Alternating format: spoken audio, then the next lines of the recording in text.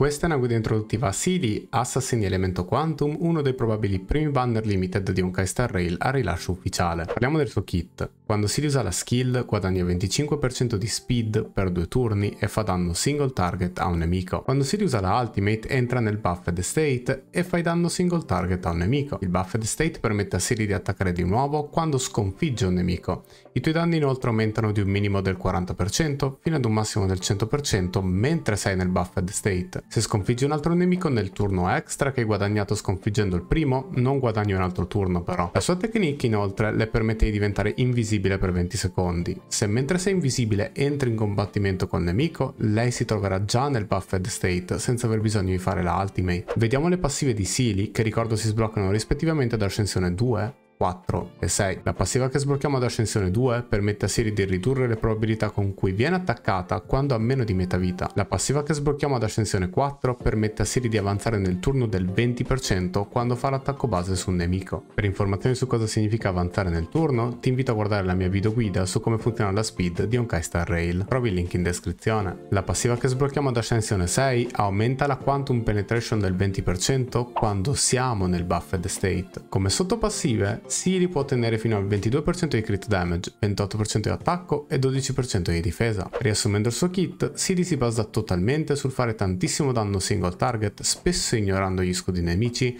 resettando così il suo turno ed attaccando di nuovo. Ci sono casi in cui, dove utilizzando la sua technique, riusciamo ad attaccare 4 volte nel primo turno, ovviamente in stage dove troviamo più nemici. Ora che sappiamo cosa fa, diamo un'occhiata veloce alle costellazioni saltando la 3 e la 5 che aumentano semplicemente i livelli delle skill e poi passiamo alla build consigliata.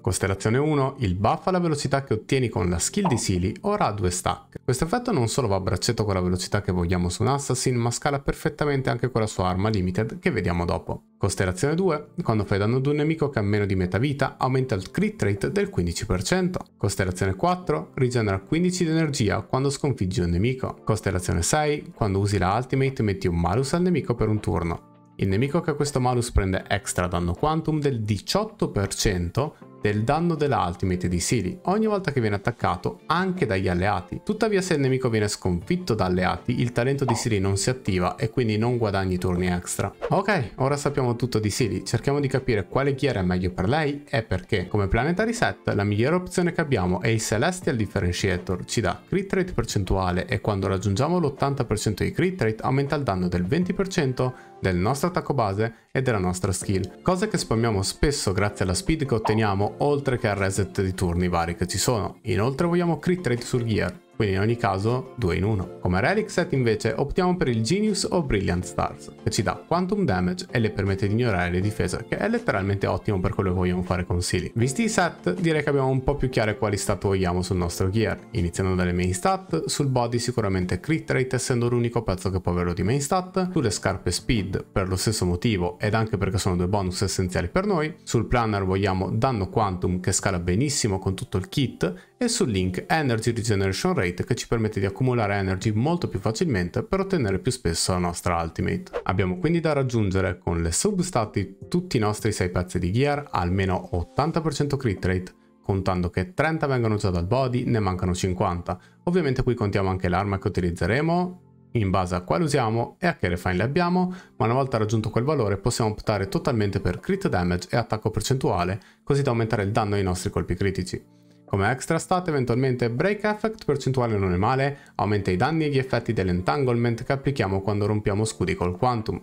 Per maggiori informazioni sul break effect percentuale ti consiglio di guardare il video che ho fatto, lascio il link in descrizione. Come lightcons migliori al momento per lei, la sua arma limited in the night, oltre ad essere quella che reputo una delle migliori del gioco al momento, è al 100% perfetta per lei. Ci dà crit rate e per ogni 10 di speed che supera il 100, che tra l'altro è facilmente ottenibile anche grazie ad altri personaggi, fino ad un massimo di 80, guadagniamo danni extra sugli attacchi base sulla skill e crit damage sulla nostra ultimate. Un'altra arma 5 stelle comoda ed anche facilmente ottenibile al contrario della prima è la Cruising in the Stellar Sea.